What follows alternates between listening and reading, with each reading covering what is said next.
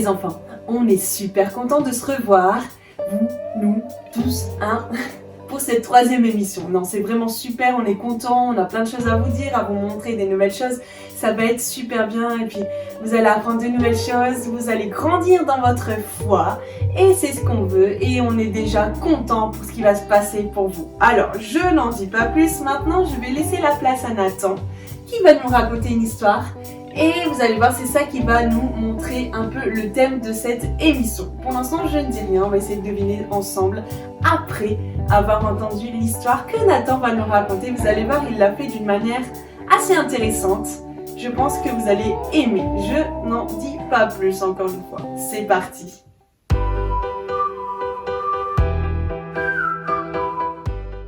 Un jour, une petite fille s'est fait enlever de sa maison par des méchants Syriens. Elle se retrouva toute seule, sans personne. La petite fille devena servante de la femme de Naaman. La femme de Naaman était très triste parce que Naaman avait une très grave maladie qui s'appelait la lèpre. Et la petite servante dit: moi, je connais quelqu'un qui peut te guérir ton mari, le prophète Élisée. Et tu es sûre qu'il peut guérir mon mari? Oui, je suis sûre. Sûre de sûr? Oui, il peut le guérir, il doit aller le voir. D'accord, je vais lui en parler.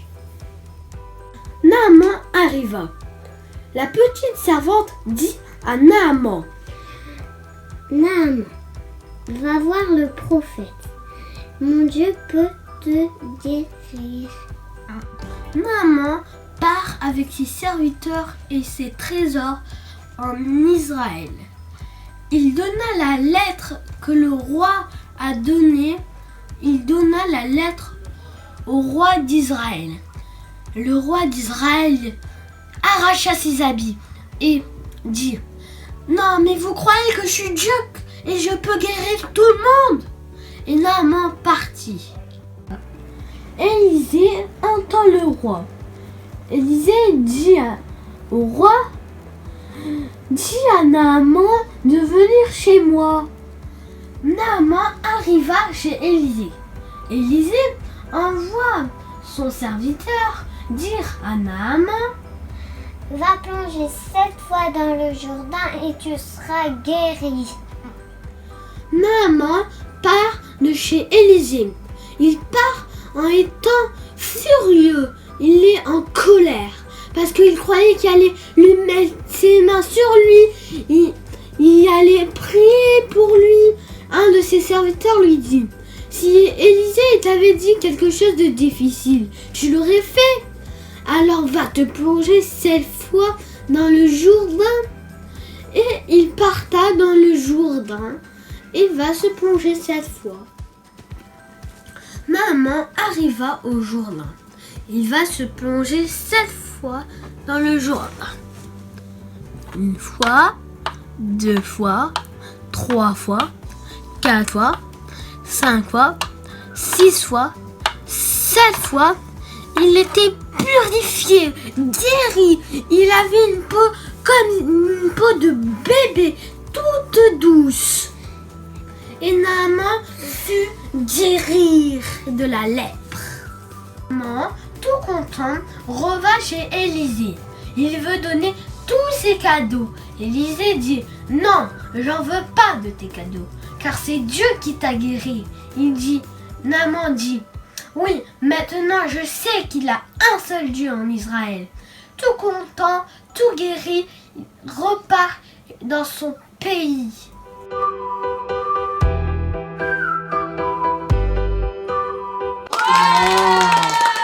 J'ai trop aimé la manière dont Nathan a raconté cette histoire de la petite servante et Naaman. C'était magnifique, franchement, bravo Nathan, bravo. Je suis sûre que tu es en train de me regarder là maintenant. Bravo, c'est super. Alors, l'histoire de cette petite servante et Naaman est vraiment intéressante. Elle nous montre comment on peut avoir un cœur bon, comment on peut aider les gens à s'en sortir et vraiment à croire en Dieu pour qu'il puisse faire des choses que nous, les humains, nous ne pouvons pas faire. C'est magnifique. Alors on va passer à une deuxième vidéo sur laquelle vous allez voir notre envoyé spécial. Aujourd'hui, vous allez voir, ce ne sera pas Amélie, mais Nathalie. Elle va en dire un peu plus sur ce que Nathan a raconté. Elle va raconter un petit peu toutes les choses, les détails qui sont peut-être un peu plus difficiles et que Nathan n'a pas dit. Mais c'est pas grave, justement, elle est là pour nous en dire plus, pour qu'on comprenne encore mieux l'histoire de cette petite servante et de Naaman. Et je laisse tout de suite la place à Nathalie. Allez, Nathalie, à ton tour, bonjour. Salut les enfants, ça fait plaisir de vous voir. Alors Naaman et sa servante, c'est toute une histoire. Tout est là, ça y est. Il a fallu quelques années de recherche, mais j'y suis arrivée. Tout ne s'est pas fait facilement, mais je vais vous expliquer. Je me suis installée à mon bureau avec tout ce que j'ai pu trouver pour découvrir qui était cette petite fille. J'avais mon calepin, mon stylo, j'étais prête T'as tout écrire. J'ai sorti toutes mes bibles pour voir si une bible me donnerait plus d'infos qu'une autre. Mais non, elles disent toutes la même chose. Alors ensuite, j'ai sorti mes dictionnaires et mes livres d'histoire, les livres qu'on a à l'école. Et je trouvais là mes réponses? Non! J'ai sorti tous mes albums photos que j'ai pu trouver. Je suis remontée jusqu'aux années 1853. Mais avant ça, pas de photos. J'ai sorti alors mes cartes géographiques pour savoir où situer cette histoire. Là j'ai eu un peu plus de réponses, mais pas assez de place sur mon bureau. Donc je me suis installée sur mon lit, avec mes cartes, mon carnet de notes, toujours vide, et j'ai réfléchi. Et j'ai demandé à Dieu de me faire voyager dans le temps pour me retrouver au temps de la servante de Naaman. Mais je me suis juste endormie. Ben oui, même les envoyés spéciaux s'endorment, sans réelle réponse.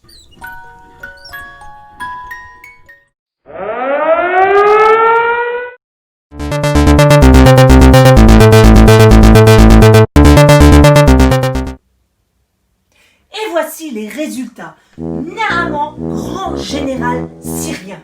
Sa femme, qui elle est inquiète pour son mari. Pourquoi? Parce que Naaman est malade et il ne pourra jamais guérir. La servante de la femme de Naaman, elle, c'est une Israélienne. Elle parle une langue étrangère, elle fait des choses de manière différente. Elle est seule, elle est devenue l'esclave de cette femme, alors que c'était une petite fille dans sa famille. Mais ce qui est important, c'est qu'elle connaît Dieu et elle connaît un prophète qui parle à Dieu. Et ce prophète s'appelle Élisée. Et lui, il aime Dieu, il fait des miracles. Pourquoi et comment? Parce que ce Dieu est le Dieu de l'impossible. Alors, on a notre problème. Général Naaman, malade. La solution, c'est Élisée qui lui peut donner la guérison. Mais qui peut apporter cette solution?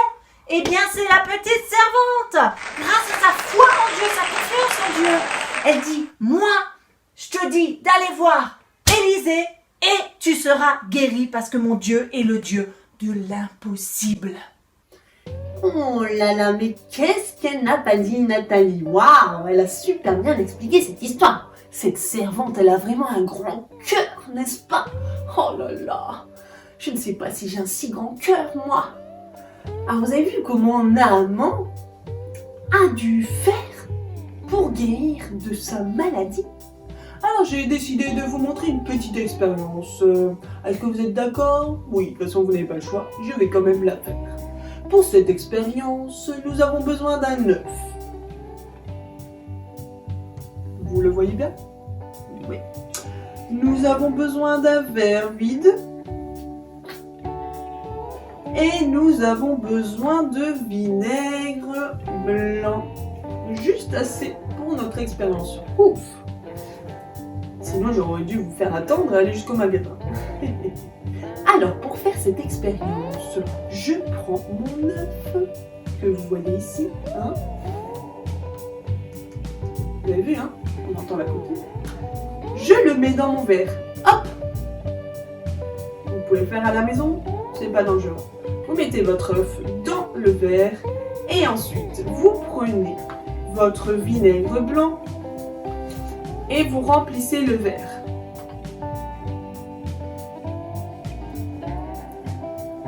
Voilà, pas besoin de le mettre jusqu'au fond, il faut juste que l'œuf soit dans le vinaigre. Vous voyez, ça commence à faire des petites bulles étranges.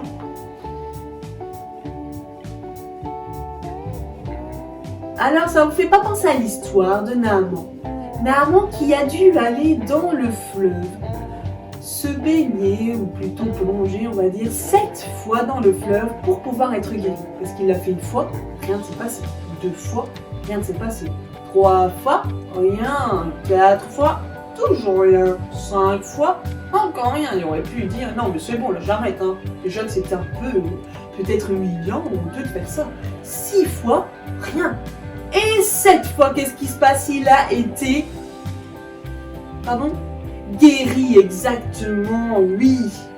Alors en fait, si vous plongez votre œuf, alors pas cette fois ici, mais vous le mettez dans le liquide ici, dans le vinaigre, et vous attendez un moment, comme Naaman finalement a dû faire, ça n'est pas arrivé la première fois, il a dû attendre 7 fois que quelque chose se passe. Et bien ici, il va falloir attendre quelques heures, même une nuit, un jour, 2 jours, c'est mieux.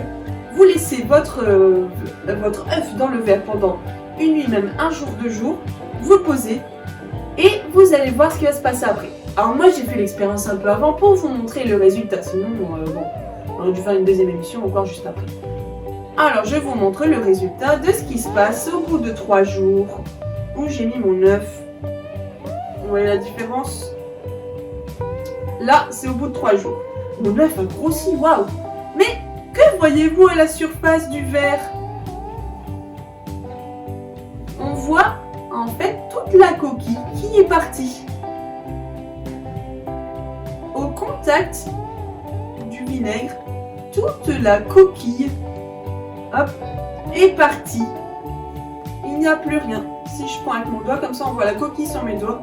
Et l'œuf est tout transparent, on ne voit plus rien, on voit la coquille qui s'en va. Et en fait, quand on plonge un œuf dans le vinaigre et qu'on attend un moment, toute la coquille, tout ce qui était à la surface qu'on voit en premier, hein, comme nous par exemple les poils, la peau, tout est parti. C'est un peu comme l'histoire de Naaman, non? Il va plonger dans l'eau et tout ce qui était là, sur sa peau, les boutons, toute sa maladie en tout cas, qui était là, qu'on pouvait voir que c'était moche, c'était pas beau, ça faisait mal, tout est parti. Comme cet œuf, quand il a été plongé dans le vinaigre, toute la coquille est partie et on voit ce qu'il y a à l'intérieur. Il a été un peu comme lavé, purifié, guéri. J'espère que cette expérience vous a plu et c'est vraiment facile à faire, donc vous pouvez la faire à la maison avec papa, maman. Je vous rappelle un peu tout ce dont vous avez besoin. Un œuf, un verre vide et du vinaigre que vous mettez dans le verre. Vous attendez quelques jours et vous verrez ce résultat-là.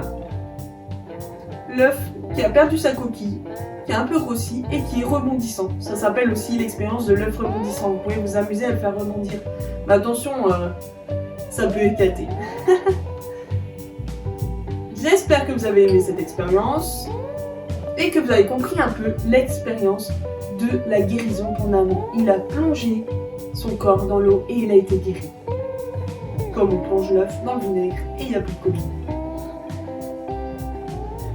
Après avoir expliqué un peu comment cette expérience fonctionne et le lien qu'il peut y avoir entre cette expérience et l'histoire de Naaman qui guérit en plongeant son corps 7 fois dans l'eau, je vais vous montrer une vidéo de Fleur, une enfant qui a mis en geste un verset qu'on a appris ensemble avec les enfants de l'église. Et je vous dis juste la référence, Luc 1, 37. Et c'est elle qui va vous montrer et vous dire ce qu'est ce verset. On va essayer de l'apprendre ensemble aussi. À toi Fleur, vas-y. Rien n'est impossible à Dieu. Luc 1, 37. Rien n'est impossible à Dieu. Luc 1, 37. Rien n'est impossible à Dieu. Luc 1, 37. Rien n'est impossible à Dieu. Luc 1,37. Waouh, Fleur, bravo, c'était top ce que tu as fait. Tu l'as vraiment bien fait, hein, n'est-ce pas les enfants? Oui. C'est un verset que tout le monde peut apprendre, autant les enfants que les parents, parce qu'il peut nous aider dans toutes les situations de la vie. Si à un moment tu te sens vraiment triste, tu pleures, ou alors tu es malade, un peu comme Naaman, ou tu as des problèmes parce que ça se passe pas bien dans ta famille ou à l'école, eh ben il faut que tu te rappelles que rien n'est impossible à Dieu. Dieu est celui qui peut tout changer, qui peut tout régler. Si tu as un problème, il peut t'aider à le résoudre. Si tu es malade, il peut te guérir. C'est ça que veut dire ce verset. Mais je ne vais pas trop en dire plus, parce que Nathalie, notre envoyée spéciale du jour, va en parler encore un peu tout à l'heure. Il faut juste croire, avoir la foi que Dieu peut tout changer, que Dieu peut guérir, faire des choses miraculeuses, des choses exceptionnelles. Et je vais vous montrer une vidéo d'une chanson qui reprend un peu ce qu'on avait travaillé dans d'autres émissions sur le fruit de l'esprit. J'espère que vous vous en rappelez. De toute manière, quand vous allez l'entendre, vous allez vous rappeler de toutes les facettes du fruit de l'esprit. Je vous rappelle qu'il y en avait 9. Et la foi, la confiance, comme on en a parlé tout à l'heure, fait partie de ces 9 facettes de l'esprit. Allez, je vous laisse regarder cette vidéo et merci déjà les enfants, Maxence, Emmanuel, Chloé, Nathalie et Chris pour cette belle vidéo qui est super. Allez, c'est parti, on la regarde.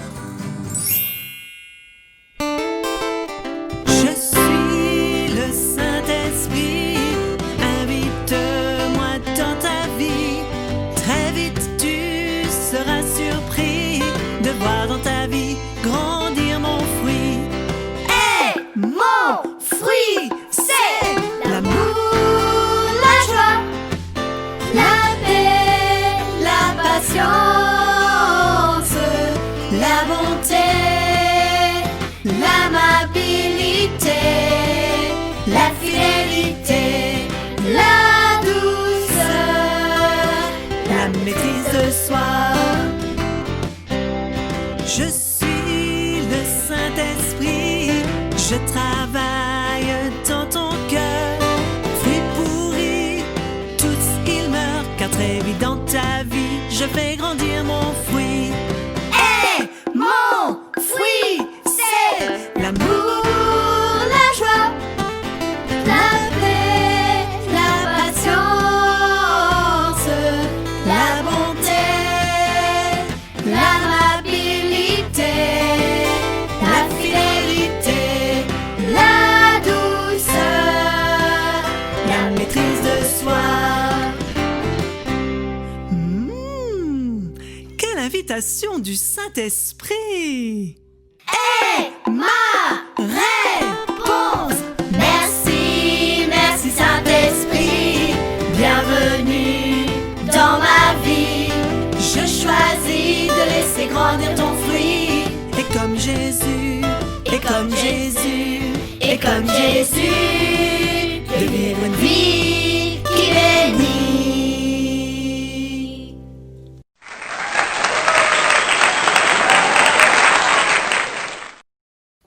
J'ai envie de chanter, danser encore.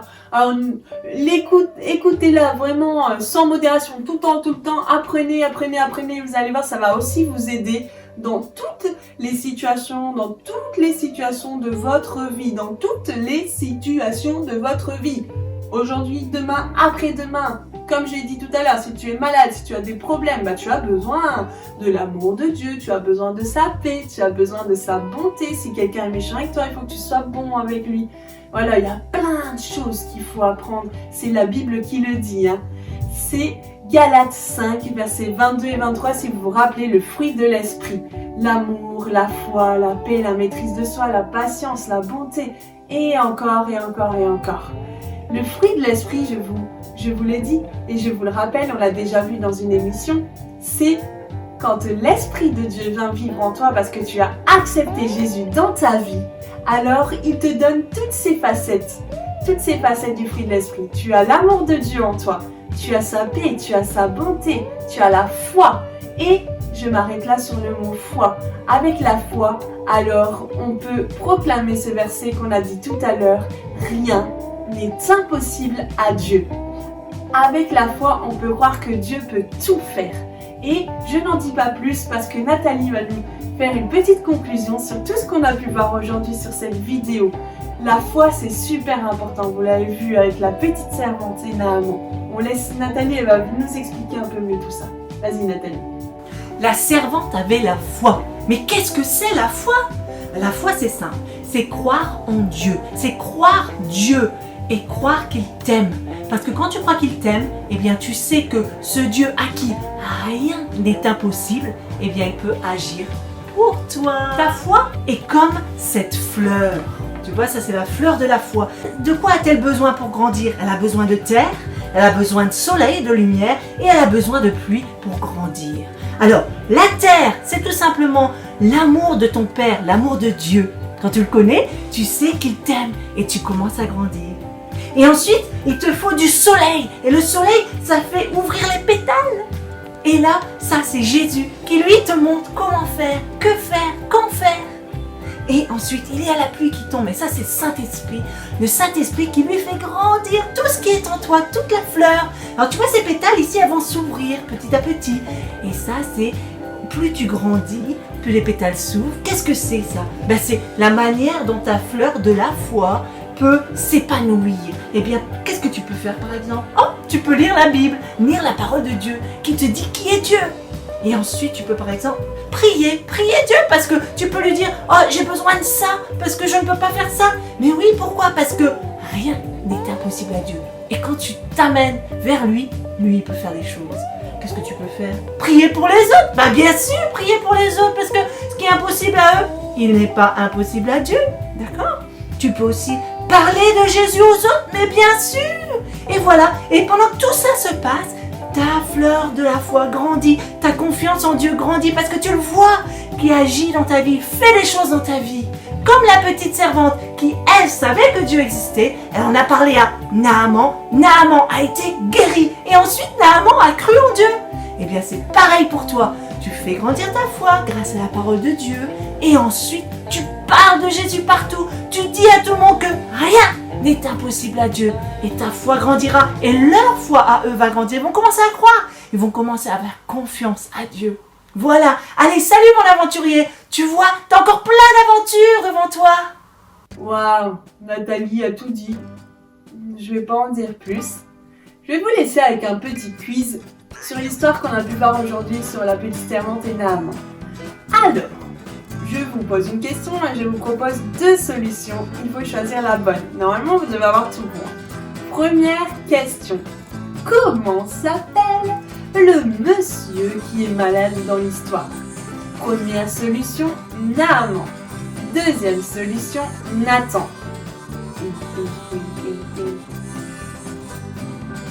Ouais. Première solution, Naaman. Exactement, c'est ça. Deuxième question. Qui a dit à Naaman d'aller voir un prophète pour pouvoir être guéri? Première solution, sa maman. Deuxième solution, la petite servante.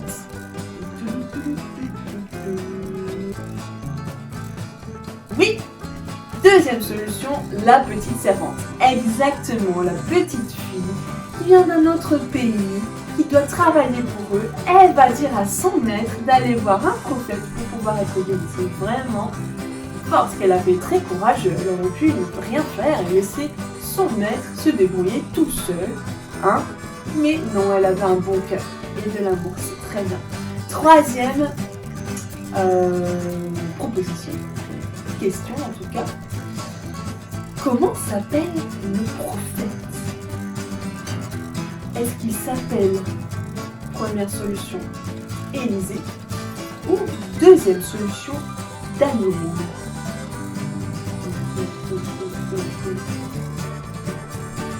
Oui! Première solution, Élisée. Exactement, super. Pour l'instant, c'est un sans faute. Prochaine question. Combien de fois Naaman a dû aller plonger son corps dans l'eau? 5 fois, première solution, ou 7 fois, deuxième solution. Tic, tac, tic, tac, tic, tac. Ouais. Deuxième solution, 7 fois. Exactement. Et je vais vous laisser avec cette dernière question.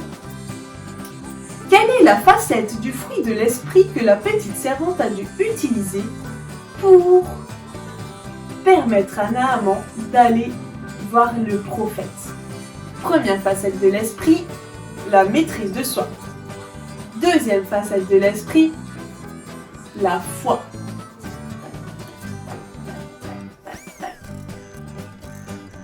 Oui. Ok. Deuxième facette de l'esprit, la foi, exactement. Bah super, vous avez tout compris de l'histoire.